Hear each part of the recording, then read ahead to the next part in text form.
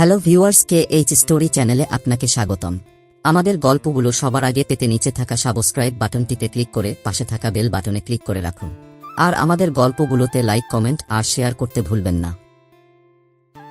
আরেকদিন যদি এই আবাল মার্কা কথা বলেছিস তাহলে তোর খবর করে দিব, বলদ কোথাকার। আখিয়াপুর বান্ধবী কোথা থেকে এসে যেন আমার পাশে বসল। তখন আখিয়াপু রেগে আগুন হয়ে গেল।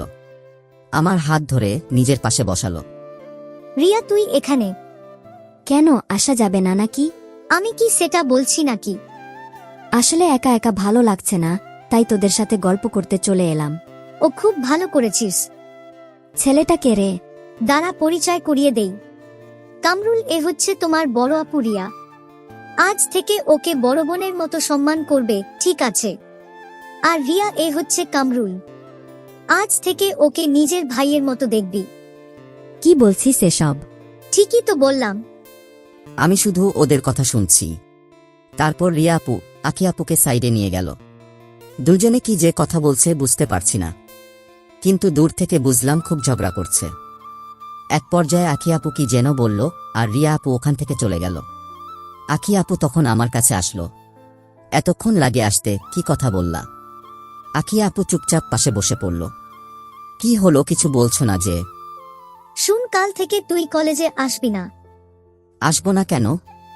তাহলে রিয়া তোর সাথে কথা বলতে পারবে না। কিন্তু কথা বললে কি সমস্যা?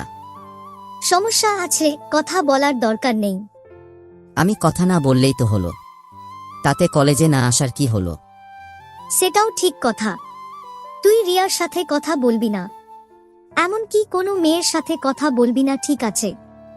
আর যদি কথা বলতে দেখি তাহলে তোর একদিন কি আমার একদিন।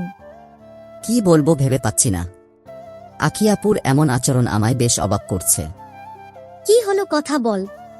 মনে থাকবে তো? থাকবে। এই তো ভালো ছেলে, এখন ক্লাসে যা। আখিয়াপু নিজের ক্লাসে গেল, আমি আমার ক্লাসে চলে গেলাম। এভাবেই বেশ কয়েকদিন পার হয়ে গেল। আখিয়াপু আমার জীবনটাকে নিজের মতো চালাতে শুরু করল, যেমন কোনো আপনজন করে। এসব করার অধিকার আমি আখিয়াপুকে অনেক আগেই নিজের মন থেকে দিয়ে দিচ্ছি, কারণ আমি মনে মনে আখিয়াপুকে অনেকটা ভালোবেসে ফেলেছি। নিজের এই মনটাকে অনেকবার বোঝাতে চেষ্টা করেছি, তার সাথে আমার যায় না, কিন্তু মনটা মানেনি, ছুটে গেছে তার কাছে। আমি জানি আমি যেদিন আখিয়াপুকে আমার ভালোবাসার কথা বলবো সেদিন হয়তো সব শেষ হয়ে যাবে, আর আমি সেটা চাই না। তাই আমি তাকে নীরবে ভালোবেসে যাব। কখনো তার কাছে নিজের ভালোবাসার দাবি নিয়ে যাব না। হয়তো শেষে আমার ভালোবাসাটা এক কোণে পড়ে রয়ে যাবে। কথাগুলো ভাবতে ভাবতে মনটা খারাপ হয়ে গেল। কি রে, মন খারাপ করে এভাবে বসে আছিস কেন? করি না তো। মিথ্যা বলবি না। তেমন কিছু না আপু। আচ্ছা বাদ দে, আয় তোর সাথে একজনকে পরিচয় করিয়ে দেই। আমি আখিয়াপুর সাথে গেলাম। আখিয়াপু কাকে যেন ফোন দিয়ে ডাকলো। একটু পর একটা ছেলে বাইক নিয়ে আসলো। কামরুল, এ হলো সাগর, আমার কাজিন। আর সাগর, এ হলো কামরুল। হাই, কেমন আছেন? হ্যালো, তুমি তাহলে কামরুল? আপনি আমাকে চিনেন? না, কিন্তু আখির মুখে তোমার কথা অনেক শুনেছি। এই বয়সে তুমি একাই চলাফেরা করো, এটা অনেক ভালো ব্যাপার, সবাই পারে না। আমার আব্বু একটা কথা বলতেন, পাশে যখন কেউ থাকবে না তখন নিজে উঠে দাঁড়াতে হয়। উঠে দাঁড়ানোর সময় কাউকে পাশে পাবি না, তাই নিজে নিজে চলতে শিখতে হবে। আর আমি একা চলতে শিখে গেছি, সামনের দিনগুলোতেও একাই হয়তো থাকতে শিখে যাব। কথাটা বলার পর আখিয়াপু আমার দিকে তাকালো। তারপর তিনজনে বসে অনেক কথা বললাম। আখিয়াপু সাগরের বাইকে করে বাসায় চলে গেল, আর আমি আমার বাসায় চলে আসলাম। সাগর নাকি এখন থেকে আমাদের কলেজেই পড়বে। পরের দিন ঘুম থেকে উঠে ফ্রেশ হয়ে কলেজের দিকে বেরিয়ে পড়লাম। কলেজে ঢোকার আগে চায়ের দোকানে গেলাম, এক কাপ চা অর্ডার দিলাম। চা আসতে আসতে একটা সিগারেট কিনে ধরালাম। এর মধ্যে আখিয়াপুর ফোন। হ্যালো। কই তুই? এই তো কলেজে আসতেছি। তাড়াতাড়ি আয়। চা আর সিগারেট খেয়ে কলেজে গেলাম। আখিয়াপু মাঠের এক কোণে বসে আছে। আমি আখিয়াপুর থেকে একটু দূরে গিয়ে বসলাম। আখিয়াপু আমার কাছে চেপে আসলো। আমি চুপচাপ আছি। তোকে কতবার বলেছি সিগারেট খাইস না। তুমি হয়তো একদিন চলে যাবে, কিন্তু এটা আমার পাশে থেকে যাবে। আমার কথাটা শুনতে পেয়ে কিছুক্ষণ চুপচাপ আমার দিকে তাকিয়ে রইল। তুই কি কিছুই বুঝিস না? কেন, কি আবার বুঝলাম না? কিছু না। আখি আপু মন খারাপ করে বসে রইল। আমি চুপচাপ তার মায়াবী মুখটা দেখতে লাগলাম। তারপর আপু উঠে কিছু না বলে চলে যেতে লাগলো।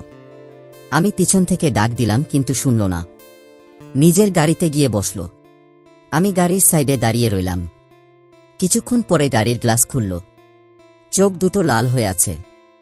উঠ, বাসায় নামিয়ে দেই। আমি উঠে বসলাম। আখি আপু আমাকে নামিয়ে দিয়ে চলে গেল। অন্যদিন আসার সময় হাজারটা কথা বলবে, কিন্তু আজ একটাও কথা বলল না। এরপর কাজের চাপে এক সপ্তাহ কলেজে যাওয়া হলো না। এক সপ্তাহ পর কলেজে গিয়ে দেখলাম আখি আপু আর সাগর দুজনে বসে আছে আর হেসে হেসে কথা বলছে। আজ আখি আপু কলেজে আসলো, তবুও একবার ফোন দিল না। খুব অবাক হলাম। এই কয়দিন অনেকবার দেখা করতে বলেছে, কিন্তু এই এক সপ্তাহে প্রায় সারাদিন ল্যাপটপ নিয়ে বসে থাকতে হয়েছে। অনেক বড় একটা ক্লায়েন্ট পাওয়ায় কাজ অনেক বেশি ছিল। আমি ভাবলাম হয়তো ভাবছে আমি কলেজে আসব না, তবুও একটা ফোন তো দিতে পারত। আমি ওদের না দেখার ভান করে ক্লাসে যেতে লাগলাম। তখন পিছন থেকে আখি আপু ডাক দিল। আমি ওদের কাছে গেলাম। কেমন আছিস? ভালো, তুমি? ভালো, বস এখানে। ওদের থেকে একটু দূরত্ব বজায় রেখে বসলাম। ওরা দুজনে কথা বলছে, আমি চুপচাপ ফোন টিপতেছি। এর মাঝে আখি আপু আমার সাথে একটা কথাও বলেনি। ব্যাপারটা খুব খারাপ লাগলো। অন্যদিন কলেজে না আসলে ডেকে এনে ঘন্টার পর ঘন্টা কথা বলতো, আর আজ পাশে বসে আছি, তাও মুখ ফুটে একটা কথা বলছে না। এক সপ্তাহে এতটা বদল। তোমরা একটু কথা বলো, আমি স্যারের সাথে কথা বলে আসি। আখি আপু উঠে চলে গেল। জানো কামরুল, আখির মতো মেয়ে পাওয়া ভাগ্যের ব্যাপার। মানে বুঝলাম না। তুমি জানো না, আখি আর আমার বিয়ে ঠিক হয়ে আছে। আমাদের পরীক্ষা শেষ হলে আমাদের বিয়ে দেওয়া হবে।